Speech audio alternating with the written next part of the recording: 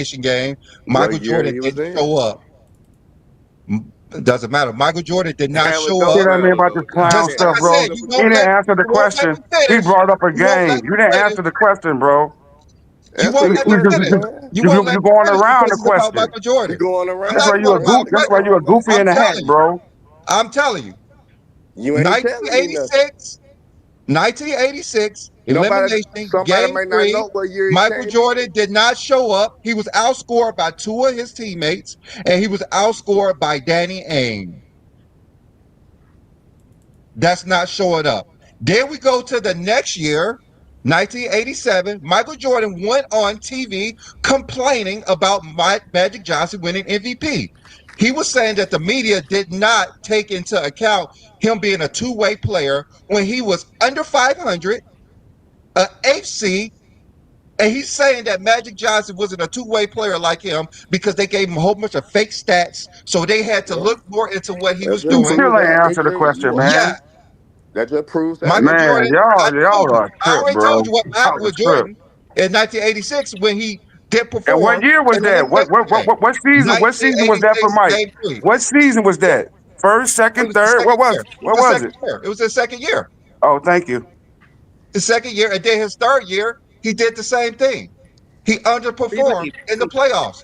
He went to the commissioner saying that Adrian Dantley and Mahorn was trying to hurt him, complaining because he couldn't dunk the ball when he wanted to. And that's still not answering the question. I mean, You just makes me sick. And Okay? I I'm mean, just young we now we public want to. now. It's just you Y'all want and to diss me. for real? Mano a mano. I'll teach you to pick on a helpless invalid. This need to be Harlem Nights. all right, he's had enough. Somebody help the captain. We've got to get to that press club dinner. This way. These guys are... Ain't nobody scared of no MJ police. Come on, keep going. Ain't nobody scared of no MJ police. And then the next year, Mm-hmm. in 1989, versus the same Detroit Pistons, he did the same thing. Afraid to go to the hole because they wouldn't let him. He had to shoot his broke jumper. In game 4, he shot 33%. Game 5, he shot 8 times in 46 minutes. And in the elimination game, he only shot jumpers 26 times. 26 jumpers, only scored 32 points, and he had 8 turnovers. So that's 3 years in elimination games that he played terrible. Then the next year versus Detroit again, in 1990, he did the same thing, afraid to drive to the hole and shooting broke jumpers. In game 7, he got blew out by 20 points. He shot 27 times and only scored 31 points because he's afraid to go to the hole because he told him like they were trying to hurt him. Then in the summer, Magic Johnson challenged him to a one-on-one game, and Michael Jordan chickened out. He said that he's trying to be an all-around player, not a one-on-one player. He said they're playing for too much money. The gambler is playing for too much money. He chickened out on playing Magic Johnson one-on-one because he knew Magic Johnson was too big for him. Then the next year, after all that crying he did, in 1991, he got the flagrant foul rule. So when they were up in the series 3-1 versus an injured Detroit, because he's a front runner, Michael Jordan's a front runner, he went to the newspaper saying that the Detroit Pistons are not real champs. Then he got mad because they didn't want to shake his hand. A grown-ass man upset at another grown man because they don't want to shake his hand because he's soft. Just like he was soft when he was going to the damn commissioner office complaining about getting fouled. Michael Jordan's a soft individual. And he hold this grudge for 30 damn years about someone not shaking his hand after disrespecting them in the paper, saying that the two-time champions who went to 3 straight finals were not real NBA champions. That's Michael Jordan for you. And then in 91, he was continued to lie about not having Isaiah Thomas on the team for 30 years. He got caught that tattooed on his back. He got caught on tape. He got called on tape saying that he wouldn't play unless Isaiah Thomas. He wouldn't play if Isaiah Thomas was on the team. So all these years he's been lying to you guys. You guys believe every damn lie Michael Jordan said all the time. I don't know why, but he's a damn liar. He's a cheater and everything. And then in 93, yeah, I'm not done yet. And then in 93, he went on the interview with Amar Rashad telling him that he's upset that the media keeps following him around and he can't gabble in peace. The dude This who's nigga afraid got a pink diary of Michael Jordan quotes. The dude who's afraid to play Magic Johnson, he loves to gamble. So he went on the interview, game one of the final, saying that his playing days are ending very soon because he didn't want to play basketball with the media following him around. And then when he did retire, he said that he was mentally drained. And this was even before his father died. He told his father he was quitting. And his father agreed. He was thinking about playing baseball. So he just went on ahead and played baseball after that. And then another thing that Michael Jordan is good at, he's good at quitting. He quit baseball. Michael Jordan once coined the phrase, if you quit once, it becomes a habit. So Michael Jordan quit baseball because he sucked at baseball. He was not a good baseball player. And then another thing with Michael Jordan, he keeps lying to you guys, talking about that he's not the GOAT. He's not the GOAT, but he's arguing with Wilt Chamberlain, 97, about him being the GOAT. Was you there? Bill Walton said that he overheard him, and Wilt Chamberlain shut him down, saying that they had to change the rules You to let believe everything Bill Walton say? I will believe this. Yeah, I know you would. I know you. Fuck about no police then. I don't give a fuck about no police now. Shit. Kissing the white man ass. Keep on kissing. So it don't mean nothing to me for you to show up tomorrow morning with your head blown off. You understand what I'm saying? All right, so let me keep on going. So in '98, he said he's not coming back unless Phil and Pippen was there. He's not playing without Let me go those after guys. you too. He's not grinding without those guys. Like, I understand, he was age 35, but he still said he's not playing if Pippen and Phil's not there, so he quit. Then he decided to come back because he thought he could do a better job with Jerry Krause, which he tried to hire his friends, made the worst #1 pick, biggest bust in NBA history with Kwame Brown. He was terrible as a GM, I'm a Kobe terrible as a fan. teammate. Nobody wanted Michael Jordan on the team. None of the players liked him. Michael Jordan was so bad that the NBA didn't even vote him in as a starter. That's how bad Michael Jordan was. They had to beg Vince Carter to give up his starting spot for someone that no one wanted in the All-Star game. They gave him an All-Star knob. I don't know why they want him in the All-Star game, but they felt bad for him. But that's Michael Jordan for him. And Michael Jordan was mad and complaining that they didn't want him as a partial owner after that debacle he did as a GM. Why would you hire him to be part owner when he was that bad of a player and a GM? Doesn't make any sense. He doesn't have intelligence, and he failed miserably trying to lead a team and trying to get players and Hey, stuff. small town. Once you get Now, did you get a look at the man who assaulted you? I did. Let him Okay, finish, can I get a George. description? Let him Yeah, he finish, was 'cause probably I'ma around go on. 5'9", Let him finish, 5'10". Now, how about identifying characteristics? Any marks, piercings? He may have had a tattoo. He may have had a tattoo. Take it Did out, have a man. tattoo? Which one was it? I don't know. It all happened so fast. You know what? It's I'ma fine. go I have a ahead. preliminary sketch here. Is this the man who assaulted you? All right, okay. Go ahead, Let me finish up, keep bro, so I can go in. on going. Let me keep on going. Yeah, Also, go ahead. Jordan was probably the worst owner we ever. I mean, he was terrible. He was 423 and 600. Terrible record in 13 years. Only made the playoffs twice. Lost both times in the first round. Even when he played LeBron was 31 and 2 versus his team in the regular season and 4-0 in the postseason. He averaged 30 points in the regular season and postseason versus him. And in 2012, his so-called best friend, just said that he wasn't good at being an owner. He just wasn't good at being an owner. Michael Jordan is such an asshole of a person that he got mad because he sucked as an owner that he stopped being Charles Barkley's friend. He stopped being Charles Barkley's friend because he's bad as an owner. And he called Charles Barkley, cussed him out, and didn't want to talk to him again. And I wonder why. Let's just look at his draft picks. In 2011, he passed on Klay Thompson, Kawhi Leonard, and Jimmy Butler. He drafted Kemba Walker. In 2012, he passed on Damian Lillard and Bradley Beal. He drafted Michael Kidd Gilchrist.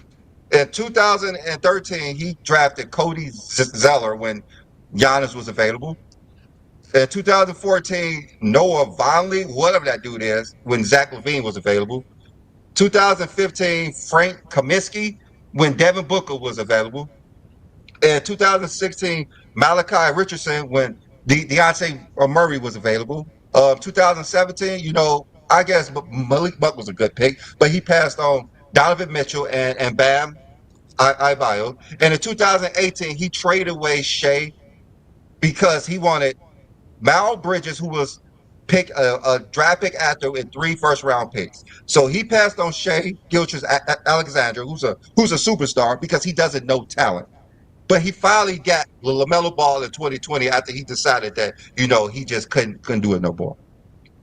And then in 2020, he was so upset with all this LeBron James stuff that he had to go do a documentary about him being the GOAT. Anger all his teammates. No, none of his teammates was happy about this. This shows how insecure Michael Jordan is about the GOAT. He even got people like Stephen A. Smith, which we've been talking about all day, how he would just never give LeBron his props because he wants to be friends with Michael Jordan. If he says anything positive about LeBron James being greater, Michael Jordan would not be his friend. So this is the player that we want to say is the greatest player of all time when his resume does not stack up.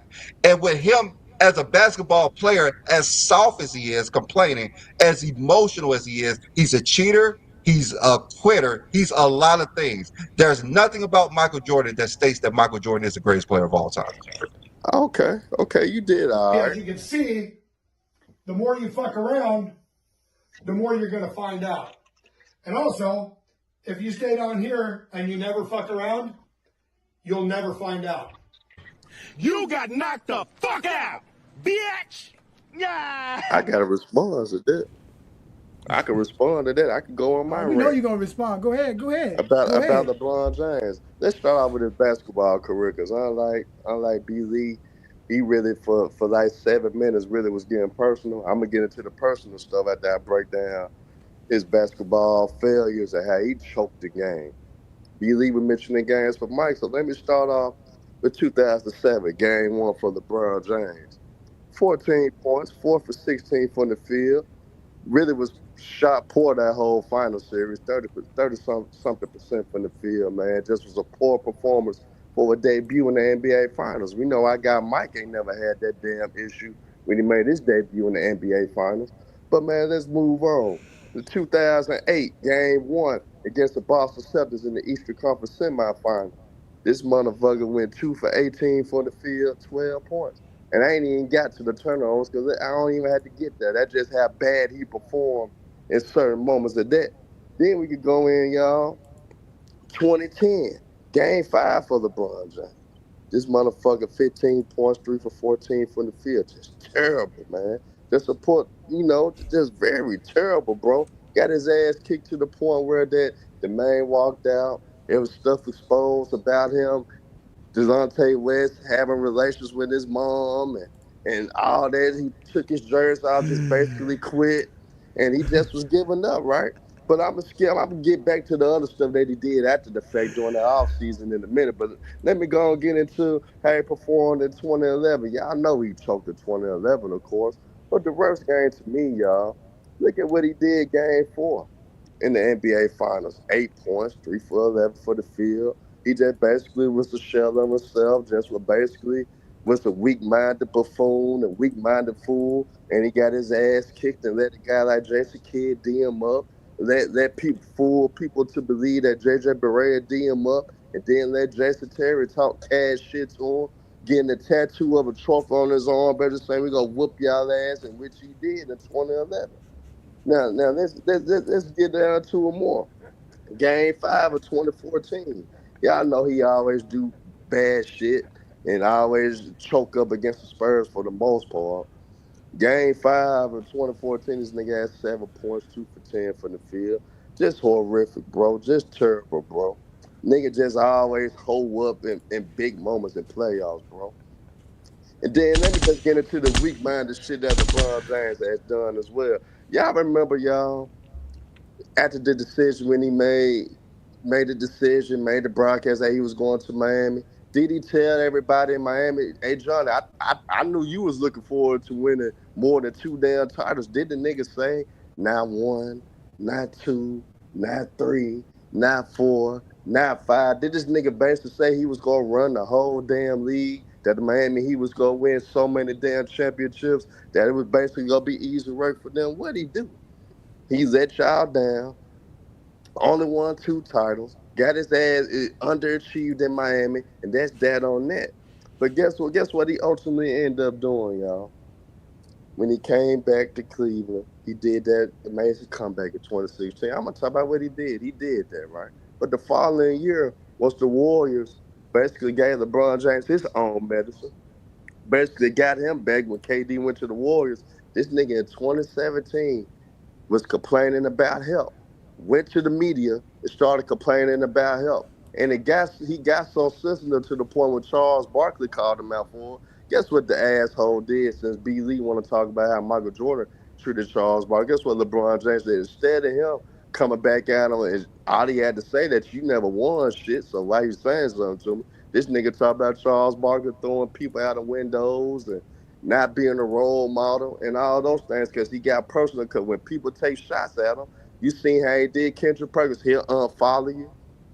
He'll try to blackball you. Because look what he did to Kendrick Perkins. When Kendrick Perkins basically told him just last year, why you trying to take the shine away for Kyrie Irving from what he did for Dallas and how he got to the NBA Finals? You talking about you reminiscing about playing with him. You wish he was still your teammate. All you trying to do is make shit about yourself on Kyrie's moment. And when Kendrick Perkins called him out, guess what LeBron did? Unfollow him. Got threw slick jabs at Kendrick Perkins. Kendrick Perkins got right back on TV. Nigga, don't throw no subliminals at me. Put a name on it. But you see how it go. They really not friends anymore. They really not close like that anymore. But just in general, when it comes to LeBron James, y'all, if you don't kiss his ass, he go blackball you. When you don't kiss his ass, he gonna make sure that anything good doesn't come from it. He's gonna make sure to put you in a bad light. All LeBron James is, y'all, is a perfect politician. He just like President Trump. He just like Joe Biden. He just like any president that ever ran. They sell you dreams. They lied to the people. They lied to the fans. And hell, guess what? And you know what he basically did to the fans in Cleveland. He ditched them in 2010. He basically dismissed them. Basically, like, man, he doesn't care how they feel. He felt like he did what he did for best for him. And then remember after he lost in 2011, you seen what he did to the fans again. Basically saying that they gotta go back to their regular lives. He didn't care about the critique of how the fans felt. He basically saying, y'all gotta go back to y'all regular life. The same fans that buy your product and support your businesses, buy your damn ugly heavy-ass shoes that you got, buy your damn jerseys that you be selling. You diss them because they're being critical of your play. You diss them because you basically let them down. You dissing them and they basically probably lost their houses over betting on your ass, thinking that you was gonna beat Dallas. So end of the day, you could say Michael Jordan the asshole. B. Lee, I agree. But shit, LeBron James right behind her, if not more. And guess what? At least with Michael Jordan, at least goddamn it, he'll tell her how it is behind the scenes and be like, man, I don't fuck with you no more and let you be. LeBron James gonna throw his rock and hide his hand. Cause that's just the soft ass politician that he is. He don't never put names on nothing. He don't never be straight over any answers about anything. If you want a nigga to run for office, y'all, I think LeBron James' next profession will be him running for president of the United States because he fits right in with these nasty and disgusting lying ass politicians in New York that make America kill. So end of the day, B. Lee is right about some points that he made about Mike, but he cannot deny the facts of how LeBron James loves to control. He's a control freak. He's a crybaby, and if nothing's going his way, he's gonna bitch and moan and complain about it and try to do everything in his power to stop anything that's going on. Both of them niggas are hoes. Michael That Jordan sound and like LeBron Jordan, though. James both are assholes. Yeah, Michael a lot of Jordan I and lies. mean, LeBron James that sound let like everybody Jordan. go their way. Michael Jordan and LeBron James both lie to the people. Michael Jordan and LeBron James both don't care about nobody but themselves. So if you want to critique it one way, we got to critique it all ways. And we got to keep the same energy for both niggas because neither I one of don't know them what niggas, I don't know what hey, critiquing and you guess what? doing to Guess what? Either LeBron. one of them niggas walk past any one of us on He's the planet summing up right now. Jordan as LeBron. That's what he's doing. No. He brought up lies. Kendrick Perkins is still cool with LeBron. Nobody who won a championship with LeBron has a problem with his. Following him after he said LeBron shouldn't be in his son's game.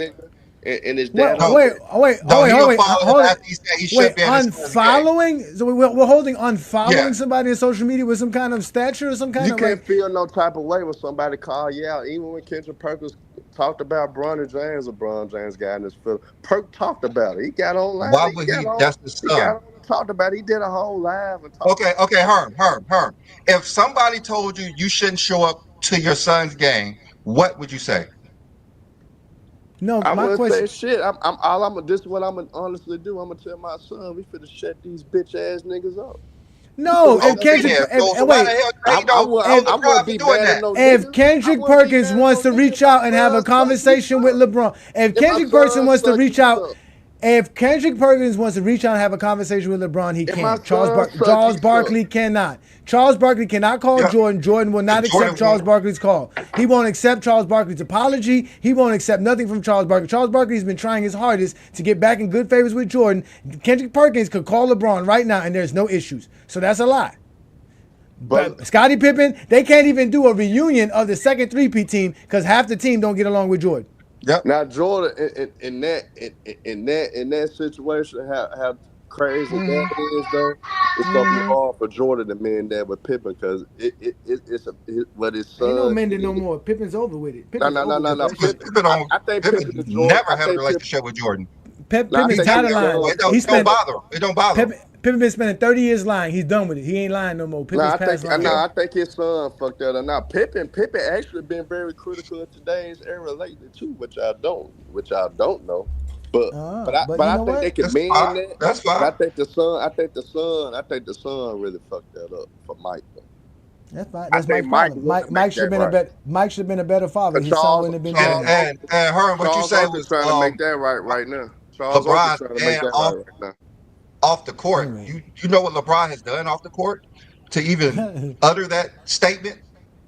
Hey Tyson, that's a fact. They don't really know what's up, but it is what it is, man. They go Tyson LeBron is head and shoulders above Jordan off the court. I could cook both these niggas because none of these niggas pay my bills. None of these niggas, if they walk past, Jordan did. He said, look. Here, wait. So Tyson is questioning what we said about Kendrick Perkins and LeBron, but he's not questioning because LeBron supposedly unfollowed Kendrick Perkins. That means he has beef with Kendrick Perkins. He unfollowed. These are two grown men, and you're using social media follow shit to say they got beef with one another. If that ain't the most high schoolist, most feminine shit I've ever heard in my life, I don't know what to tell you. Spoke about it though. Kendrick Perkins said what? That he can't.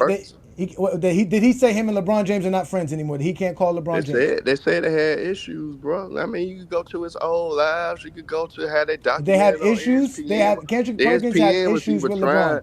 ESPN was trying to push it though. So I mean, why does Kendrick Perkins defend everything? Again, I'm gonna ask you a question. No, I'm not defending them. I gotta ask liars to make sure liars ain't lying. So I'm gonna ask your lying ass again. How does Kendrick Perkins feel? What did happen between LeBron James and Kendrick Perkins for Kendrick Perkins to go on his live to say him and LeBron James got beef? How does Kendrick Perkins know this? Since you know more than we do. Kendrick Perkins absolutely got on television to call LeBron James sensitive, bro. Again, I'm asking you. Because he unfollowed him. Again, okay, because he unfollowed him. Okay, because we're going back to social media. So Kendrick Perkins think LeBron James is sensitive because he decided to unfollow him on social media. Is this what we're talking about? Oh my God. Did Michael Jordan unfollow Charles Barkley, or did he disassociate from Charles Barkley? I'm gonna reach out to Club Sports for y'all, man. I'm gonna see y'all. You know what? You're right. You should reach out to Clutch Sports because we are the Clutch Sports hitmen, and we do this every Sunday. Wagner, man. Listen, do that. Listen, can reach out, man.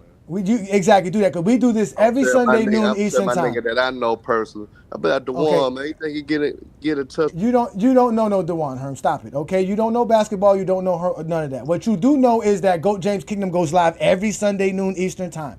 And what you do know is that we do have a GOAT James Kingdom membership, and thank you for supporting what we do. Because as you can see, Herm, Zesty Jeffries and Zesty Jeffrey logic is necessary, just like Chilltown always tells me, because today's show, Brandon and I not only put on an apron and went to cooking, y'all got served very well today with a bunch of nonsense that we keep exposing every Sunday afternoon. So if you keep liking what we're doing, become a member of the channel. Check out all the perks that goes with being a member. Sign up for the membership. Support what Brandon and I do, because we do real basketball talk and we talk real basketball knowledge. We don't talk that other shit. And the reason people like Herm and George and Tyson and Mingo Jester get upset is because there's no other platform other than GOAT James Kingdom that they get called out for lying. Other platforms, the more you lie, the better the lie, the more you sound popular, the more likes you're going to get, the more followers you're going to gain. But here at GOAT James Kingdom, we don't care about followers. We don't care about none of that. What we care about is real NBA fans that talk the game of basketball, because we can explain to you why LeBron James is the GOAT of basketball. So thank you, ladies and gentlemen, for joining Brandon and I every Sunday like we do on the GOAT James Kingdom platform. Thanks to Craig, Travis, and also King John for doing what they do with us as well. Shout out to everybody who showed up to the platform today, everybody who got a chance to get their speak on. But like we always told y'all, ladies and gentlemen, we are GOAT James Kingdom. And if you show up on a Sunday afternoon, you're more than likely to be exposed. As you can see, the more you fuck around, the more you're going to find out. And also, if you stay down here and you never fuck around, you'll never find out. You got knocked the fuck out, bitch! Yeah. If you're a basketball fan and you're tired of basketball shows that talk about fake narratives and using non-basketball terms like killer instinct, playoff translation, gravity, come to GOAT James Kingdom.